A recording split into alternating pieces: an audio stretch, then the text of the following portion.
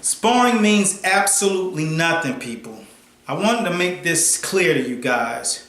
First of all, I'd like to introduce myself if you don't know me by now. My name is Eric Bradley, aka The Fight Doctor, and you're watching Master Boxing. And this is where we break the fight world down, baby, round by round. First and foremost, sparring means absolutely what it's supposed to mean. It's a session in which you learn and correct your mistakes. Mistakes being things that you don't do well, things that are your tendencies that you don't need to carry into the fight, mistakes that you make. It's set up to erase those things or minimize them so they won't be the reasons that you are in a loss. So I see a lot of people embracing the conversation, and I understand that it's just conversation, but it gets a little bit tedious when they start to weigh that and compare that to what's going to happen in the fight. And all of the guys that are out there watching this, and this means you already know sparring don't mean crap. Sparring is a lesson.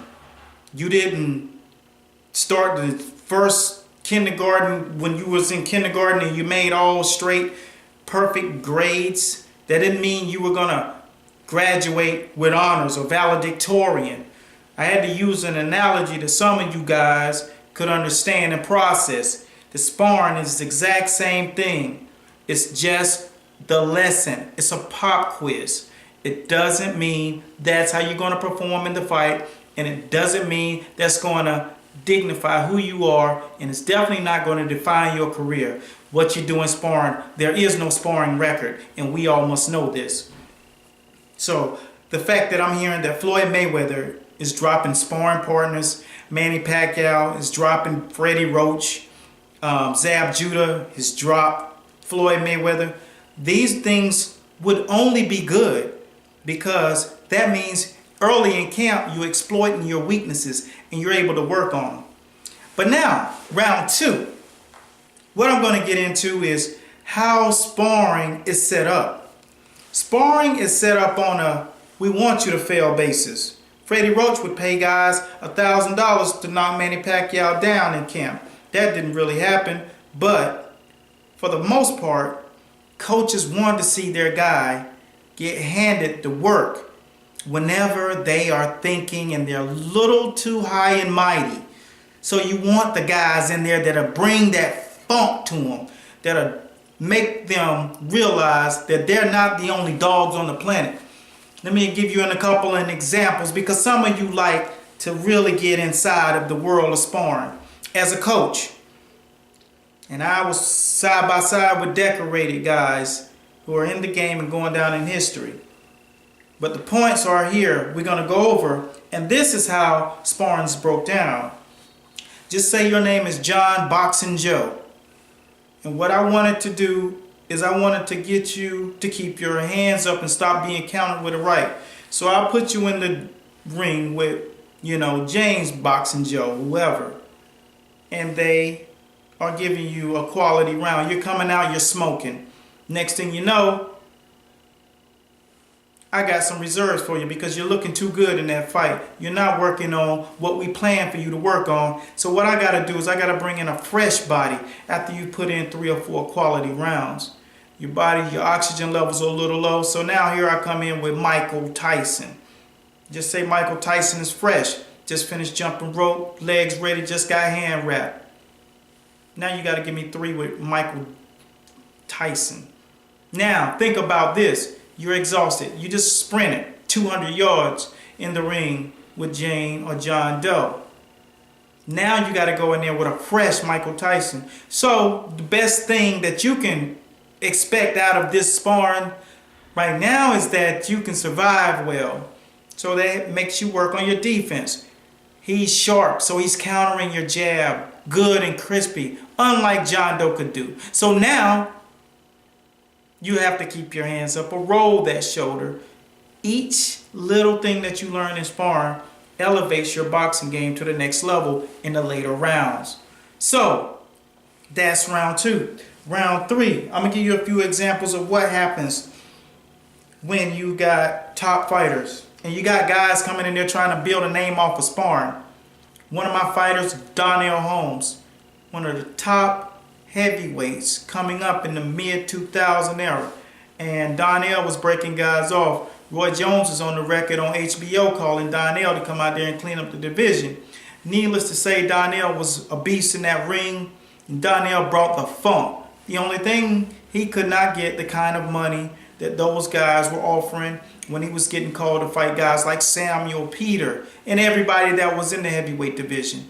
You know, we got offers to come out to work and train with Klitschko, took those offers. Donnell didn't himself, but a couple of other heavyweights that are in my camp, which was Paul Marinaccio, super southpaw, 6'5", 245, dry. Let me tell you something else. And then we had John Hagler, hands nice like Roy Jones, 6'4", 245 and some change. Quick, southpaw, nice with him. He got to go out there and give Klitschko some work. John was 17-0 at the time. And like I said, Donnell Holmes had made it to 34-0, crushing and defeating one of Freddie Roach's fighters, which was Brian Minto. They got the fight overturned because they said he headbutted him, which it was a jab like Ali. He floated like a butterfly, sting like a bee. But that's the powers that be. So we got caught up in the controversy. But needless to say, Donnell Holmes is the goods. Donnell was just like my man Muhammad Ali. Donnell Holmes was so good and smart and humble in the ring that when he sparred, he never put onus in sparring. All he did was work on the tricks that were necessary to make him better when he got into the fight. And when he got into the fight, he brought so much funk to Brian Minto that Chris Arreola was at ringside. And this was before Chris really blew up, but he was known. He was on HBO and he was smoking them. He called and tried to get something set up to get in the ring with Donnell because fighters like to fight fighters that they see can fight. And Chris Arreola like dogs. Donnell Holmes was a dog. And you don't get the 34-0, 28-0, 30-0 at heavyweight and you ain't real. So needless to say, Donnell would spar. I would get guys ready and we would get work because Donnell needed solid work because he was climbing that ladder. And we got guys in. I brought in a good heavyweight. He was a heavyweight at the time. Right now he's fighting at cruiserweight at 200. But at the time we had my man, which is now he's also a lawyer. Tilt my hat to Vinroy July. Southpaw, slick with it, nice with them hands. I taught him that body work, attack. So when he sparred with Donnell, he would beat the drum, spinning him and turning him and using speed and angles like Manny Pacquiao, but 6'1". He would get out of the ring and say, that dude's the WBC Intercontinental Champion. I was like, hey, he's in the ring to learn. He's not in the ring to beat you. These things are so over-glorified. Now that was round 3. We put that in the can. I wanted you guys to understand that I also had to make sure in his mindset that Vinroy understood that fighting in the sparring and fighting in the square circle when it counts is 2 different things.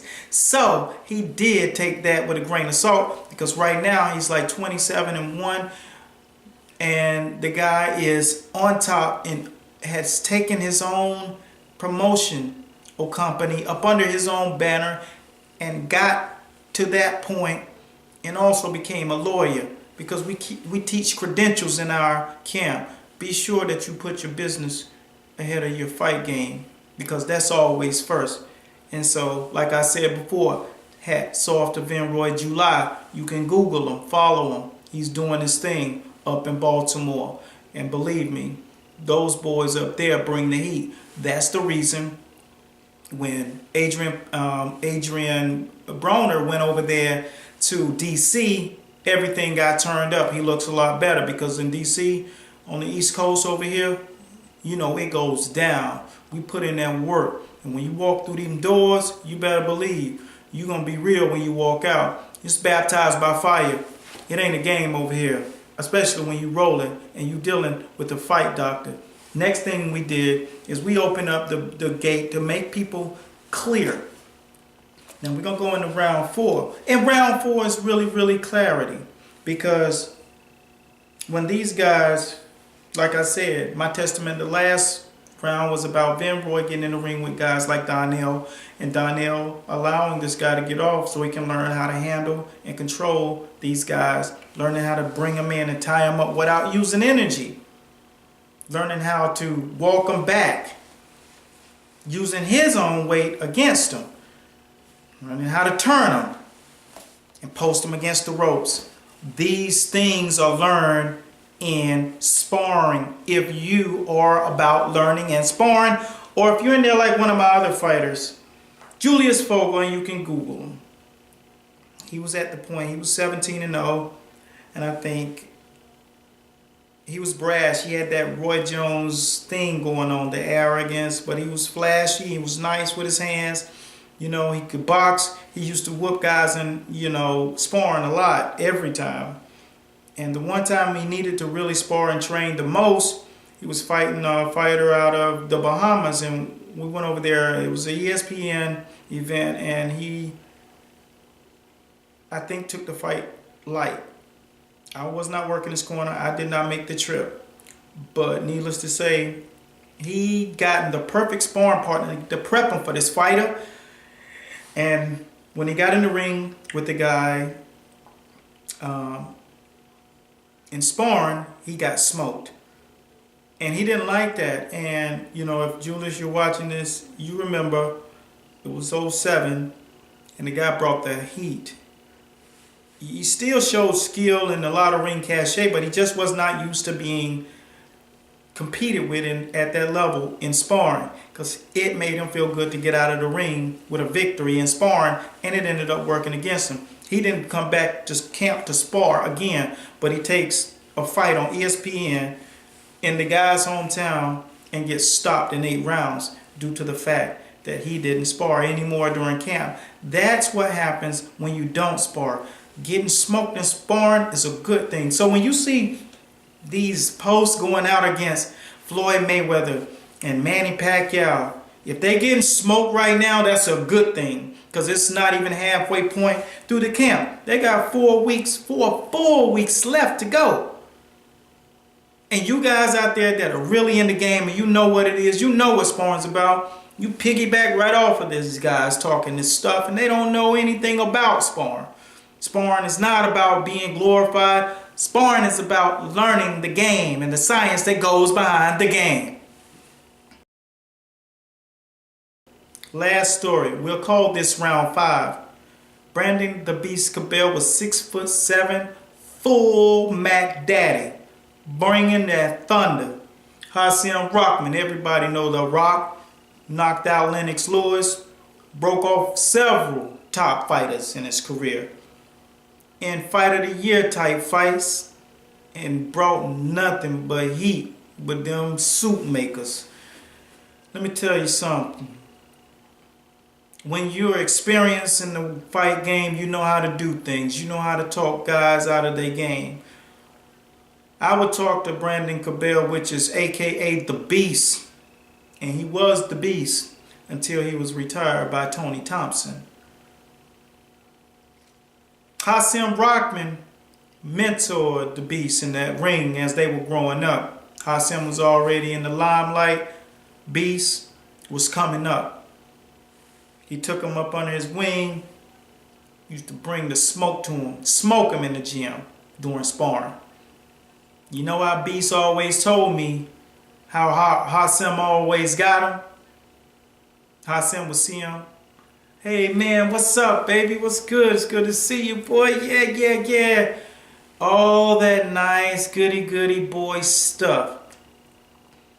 And when they got in that ring, his guard was down. Soon as they hiked the ball, Hasim brought that thunder to his chest and chin. Every time. And then Brandon Cabell started coming down to my camp. Hasim Rockman came to get some work because he was going to fight Klitschko. And needless to say, he needed to get some quality work from a big boy. Brandon Cabell, standing 6'7", shoes off, can push 315 push-ups out in under 20 minutes. Conditioning was there. 15 rounds of sparring for breakfast. 5 miles uphill in Baltimore for lunch. That's all I gotta say. Brandon Cabell went in that ring. Saw Rock ran that same game on him. Yeah, man, what's good, baby? Everything good, Beast? Yeah. Beast got in the ring, looked across that ring. They hiked the ball. Beast brought thunder to Hasim Rockman. By the end of the 4th round, it was Hagler Hearns. They were going toe-to-toe. Everything was hard. Hasim looked at Beast after the bell rang. He said, I am Beast.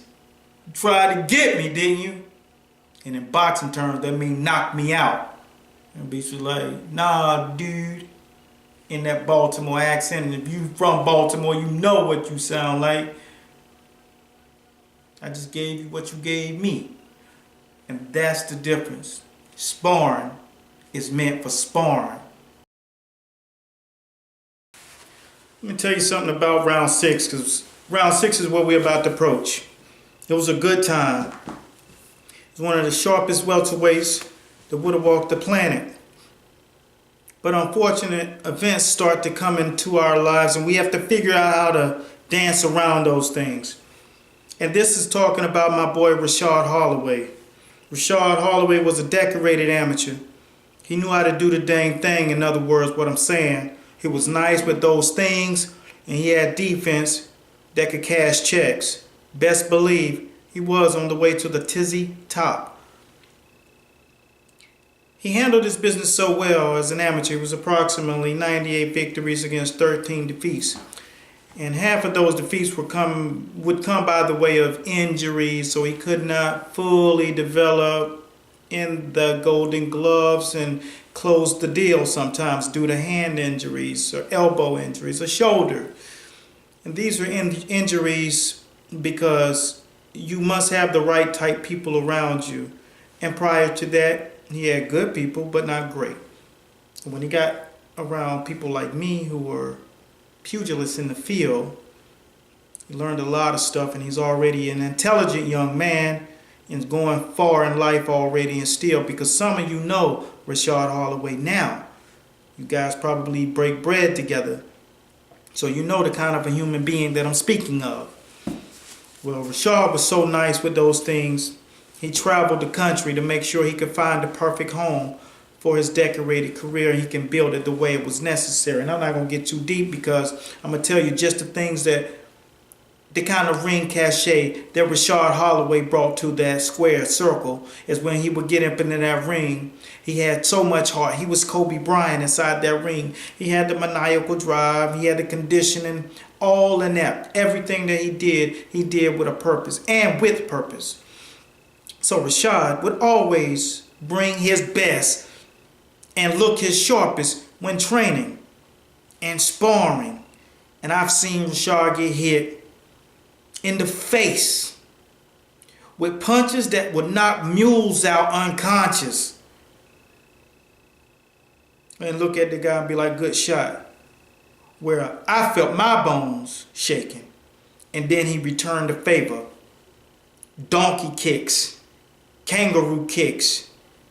The boy had nothing short of iron heart, iron will, and iron chin. He was an iron twin without a twin. Rashad, we had another super middleweight. He actually made the Contender one year, which was the show that came on back in the days, in the 2000 era. He also fought Sergio Mora before Sergio Mora went and fought on the Contender, and it opened up doors for him that you know his name now. So like I said, these days were very, very valuable and very cherishable to these individuals that partake in this camp. But Rashad Holloway, I would see him with the nice guy attitude, but get in there and just become a dog at the blink of a bell and the blink of an eye. You would just see him get in the ring and pull your panties off if you want real. And like I said, hats off to my man Rashad, because he's an exceptional human being. But like I said, when you ring that bell, you've unlocked the lion cage. And believe me, he is willing to go into the lion's den. He sparred with Shane Mosley, Antonio Margarita,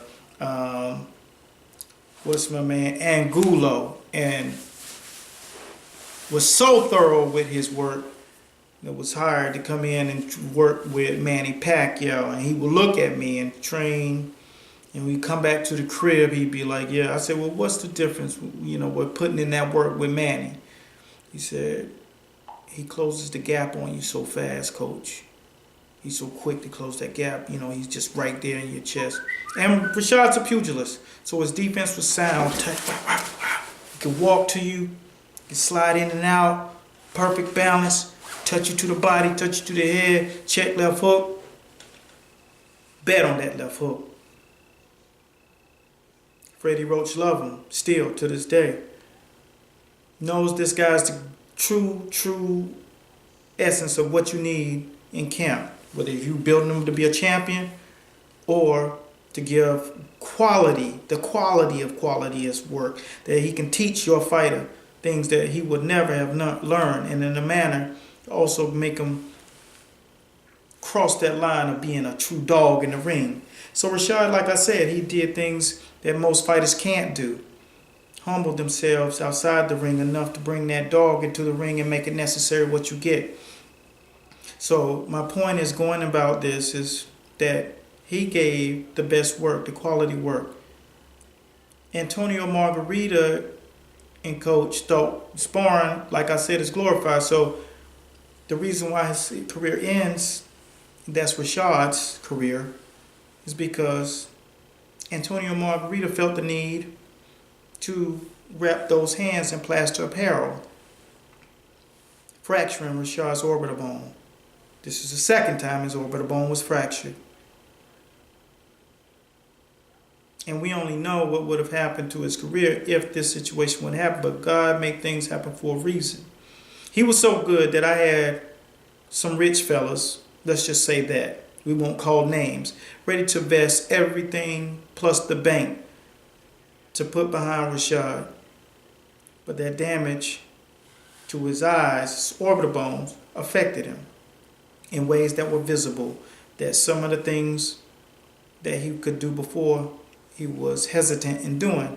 Even though he still had that mindset to be a killer, those things were put on pause just enough to cause action for pause. So, needless to say, the fact that guys like Antonio Margarita and his coach felt that sparring was so important that we got to punish guys in sparring. And then he goes to the Shane fight and Coach Nassim Richardson catches him red-handed with the plaster apparel. Needless to say, we know the rest of that story. And that's what's happening when people take sparring too serious. And that was just my point. Sparring is meant for learning, not to punish people. It's a lesson. That was round 6. I'm out of here. You know who I am, aka Fight Doctor. Get at us. Peace. Sparring don't mean nothing.